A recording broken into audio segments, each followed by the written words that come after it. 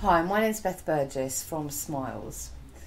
Now, the title of this video, help me please. These words are not unfamiliar to me at all, and I'm assuming you're clicking on this video because they're not unfamiliar to you. Okay, so I'll tell you a little bit about my previous issues before I go on to see how maybe I can help you. So basically, I come from a background of having an addiction. I had borderline personality disorder. I had social phobia, so bad that I actually became agoraphobic. I used to self-harm. Still probably see it all over my arm somewhere, where it's not covered up by tattoos. And not only did I have, I probably missed out things. Eating disorders as well. I had eating disorders. I had all sorts of issues, and it's not like it was just, little problems either. I got myself into practically being homeless due to this. I got myself into prostitution. So I was very often heard to, either in my head or just generally crying out to the world, help me please, just please help me. I don't know how to do this. I don't know what to do. So the first thing that I want you to know is that when you have problems, whether they're, massive ones or small ones, you're not alone. You're not alone. People do have problems in the world, and it really helps just to know that actually, people have been through these things in the past.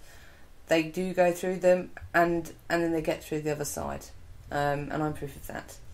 So the second one is that these things can be overcome. I believe, actually, from my whole experience of life, I believe that every single problem can be overcome in some way, one way or another. Sometimes it takes a long time of searching to find that. It did for me. And sometimes we're lucky and we just find the right person who can help us. But I believe, sometimes it takes looking outside the box, not doing what the NHS recommends you would do, or what anyone else advised you would do. Sometimes it's just a case of just looking and finding what you can see. The internet's good for this, and just trying new things and seeing actually what is going to help with this. A lot of my own solutions were things which I never thought would help, and they did.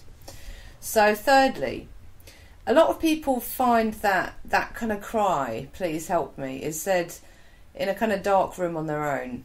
It's like they feel too ashamed to ask for help. Let me just assure you, it's a very, very strong thing to do to ask for help, actually. Because in some ways it is hard. It's really hard to admit, even though I've just told you that it's completely normal, we still have that sense of shame, like, I should be able to do things, I should be able to cope with this myself. The truth is we can't. It's strong to ask for help. No human being can bear everything in life. We're all unique. We all have unique capabilities and wonderful things about ourselves. But we also have things that we can't do necessarily ourselves, and we need help with them. And they're going to be different things for different people. So, if I need help painting and decorating, then, I'm not going to do it myself. I'm no good at that.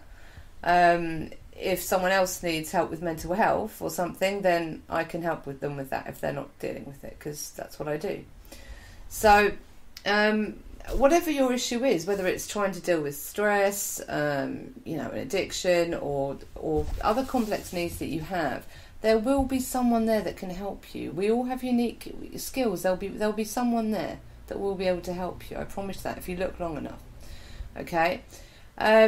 So another thing to remember is that asking for help can be a very, very difficult thing to actually do. So this is a good suggestion for people who found it so difficult to ask for help.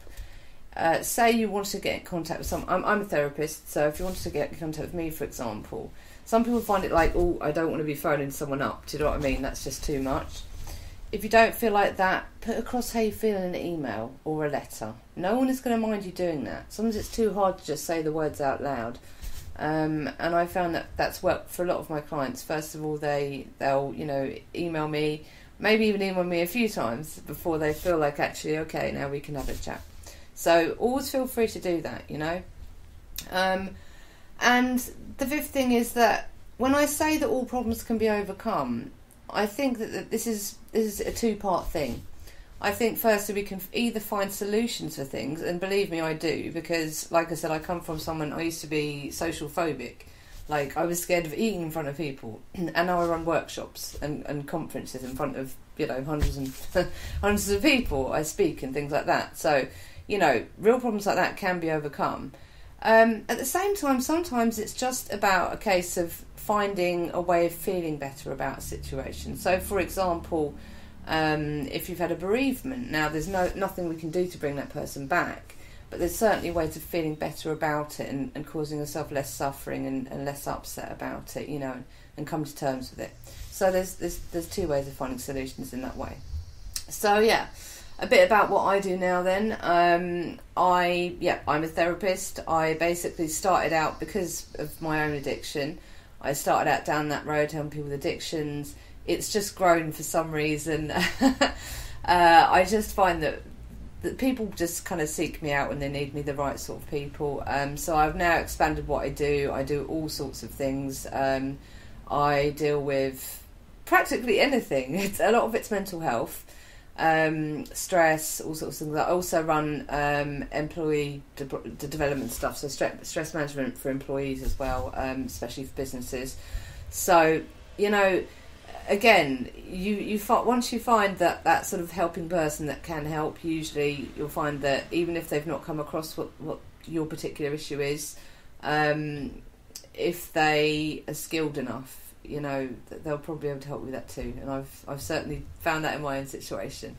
So, firstly, what I would say, I will leave my website below.